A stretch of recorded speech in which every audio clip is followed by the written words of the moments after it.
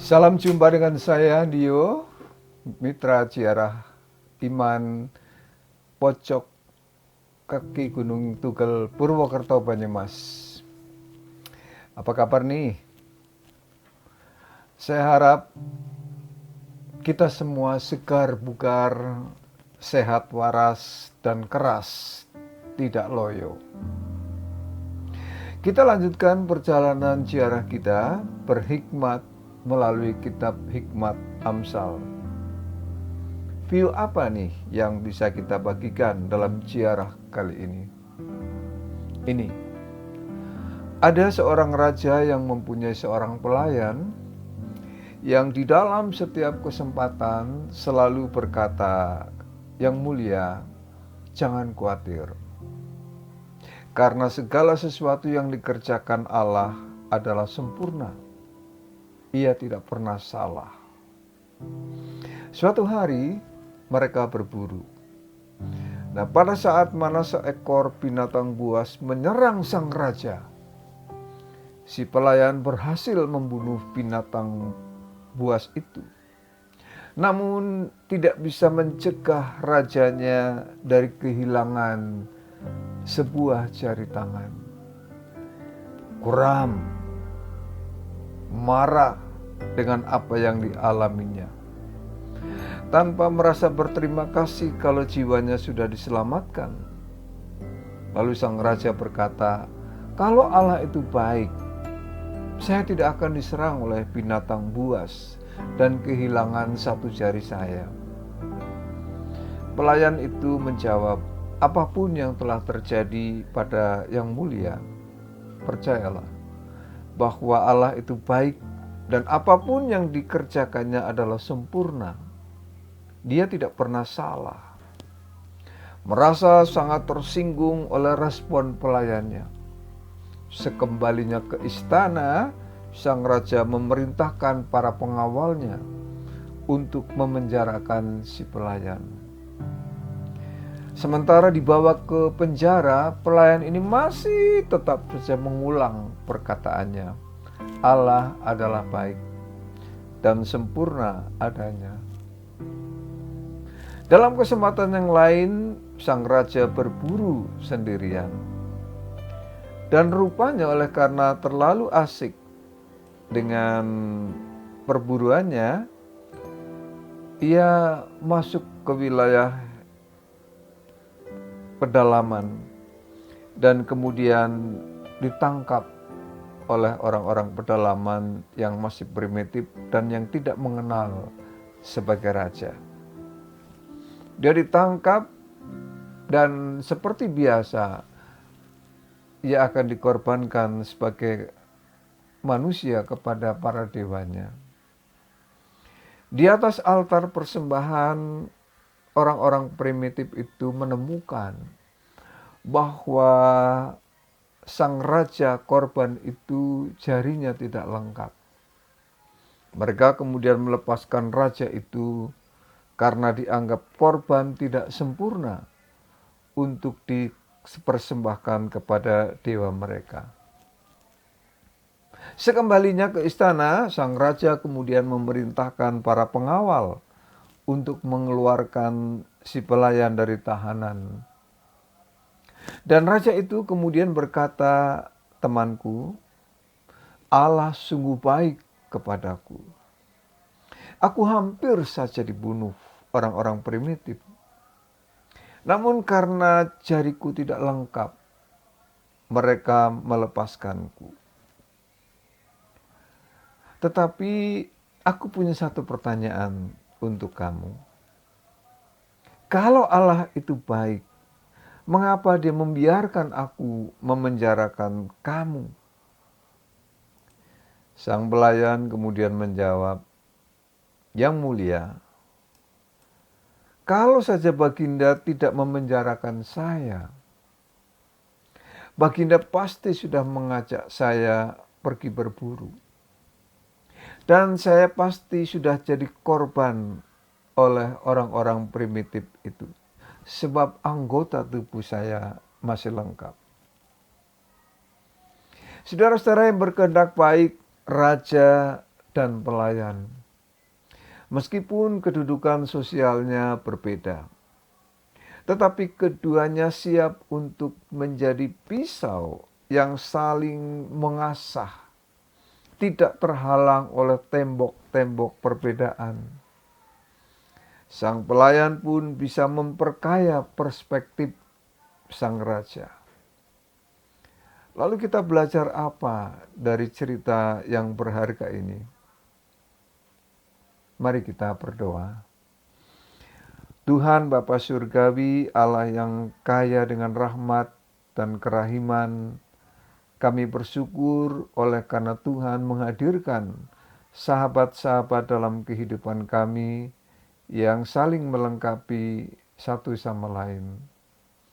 Mungkin kami banyak tahu tentang banyak hal, namun kami sadar bahwa dalam banyak hal yang lebih banyak lagi, kami juga membutuhkan pengetahuan juga dari semua orang.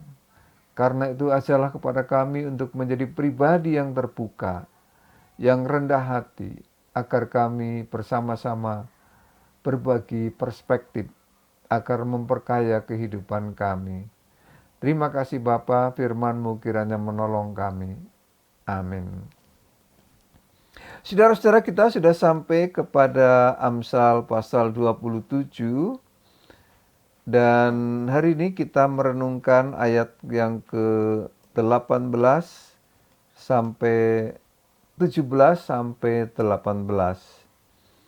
Yang demikian.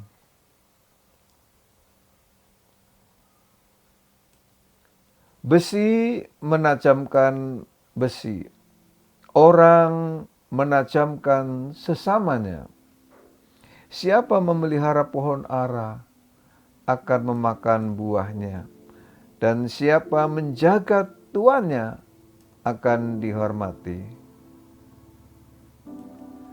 Saudara-saudara sekalian, pisau atau golok atau celurit akan semakin tajam kalau diasah, digosok-gosokkan dengan besi yang lain. Ya kan? Nah, kalau kata-kata ini dikenakan pada kita orang per orang, maka kalau kita saling asah, saling asuh, maka kita akan diperkaya satu sama lain. Kita akan semakin menajamkan sesama kita. Bukan berarti manusia saling gosok dan saling gesek, apalagi saling gasak. Tetapi yang dimaksud adalah ketika kita orang per orang berbagi ilmu, sharing pengetahuan, melatih keterampilan bareng-bareng, maka kita akan lebih mudah untuk bertumbuh di dalam wawasan dan keterampilan serta berkembang di dalam pengalaman. Confucius, filsuf dari China, pernah berkata bahwa dengan 3 metode kita atau manusia ini belajar kebijaksanaan. Yang pertama yaitu melalui refleksi diri. Ini yang paling mulia. Lalu yang kedua dengan meniru. Dan ini yang paling mudah. Dan yang ketiga berdasarkan pengalaman. Ini yang paling sulit. Kita belajar dengan merenung, dengan bertanya, yang akan membuat menjadi ilmu. Ya. Dengan meniru, kita bisa belajar dari guru, dari narasumber lain. Kita bisa mencontoh guru-guru kehidupan, pahlawan iman yang menginspirasi. Dan yang paling mahal adalah langsung mengalami, yaitu melalui pengalaman. Tetapi ini harus siap membayar kos yang mahal. Sakit karena jatuh kan harus mengalami jatuh. Baru tahu itu sakit. melalui pengalaman. Nah, saudara-saudara, kalau kita pengen renang tentu tidak cukup dibayangkan. Juga tidak cukup mengumpulkan buku-buku teori renang. Tetapi ya dengan berenang, masuk ke air, mau air sungai atau air kolam, di kolam renang. Dengan melakukan berenang itulah, maka kita akan lebih mudah bisa berenang. Besi menajamkan besi. Orang menajamkan sesama. Dari kata-kata bijak ini kita dapat menyimpulkan betapa pentingnya orang lain, kelompok lain, bahkan bangsa yang lain. Tidak ada orang yang bisa menyelesaikan persoalannya sendiri. Tidak ada kelompok manapun yang bisa menyelesaikan semua masalah dunia oleh kelompoknya saja. Apalagi bangsa ini juga tidak bisa diselesaikan hanya oleh satu bangsa. Tanpa mau belajar dari banyak bangsa, kita tidak akan banyak ilmu. Dan itu pasti butuh pihak lain, butuh orang lain. Jepang, saudara-saudara, pernah hancur pada tahun 45. Nagasaki dan Hiroshima dibom oleh Amerika. Tetapi kemudian bangkit menjadi kekuatan ekonomi yang luar biasa. Cina pernah mengalami masa-masa penghinaan yang luar biasa. Mereka sempat dijuluki si sakit dari Asia.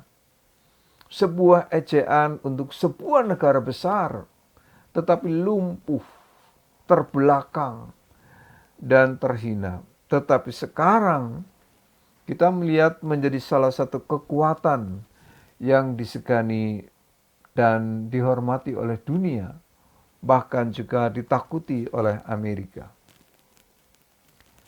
Vietnam, saudara-saudara, baru tahun 1975 bebas, selesai perang dengan pendudukan Amerika. Baru berapa tahun coba? Tetapi kini menjadi salah satu kekuatan Asia yang mengagumkan. Kenapa ya? Ketika contoh bangsa-bangsa ini bisa begitu luar biasa, dari terpuruk menjadi bangsa yang kuat. Kalau kita perhatikan, saudara-saudara, ketiga bangsa ini tidak fokus pada masa lalu. Tidak juga hanya menikmati kemerdekaan, tetapi pengalaman buruk, horor dan teror atas mereka sebagai bangsa yang terhina telah menyadarkan mereka bahwa suatu bangsa yang mau maju, warganya tidak fokus, ribut dengan masa lalu, tidak gaduh di media sosial, membahas hal-hal yang tidak bermanfaat, dan sibuk dengan masalah-masalah privat dan identitas. Mereka jauh dari hal-hal itu. Di media sosial, saudara-saudara, yang ditajamkan itu bukan kebersamaan, perasaan senasib sepenanggungan, tetapi yang ditajamkan adalah masalah-masalah yang sangat privasi. Soal kepercayaan, soal perbedaan, soal identitas. Sampai tidak ada ruang membicarakan ilmu, apalagi transfer pengetahuan, apalagi alih teknologi. Bodat campur bikot, berantem terus. Media sosial kita kan ramenya itu. Akibatnya apa, saudara-saudara? Ya kapan kita maju? Kita cuma sibuk dengan perbedaan.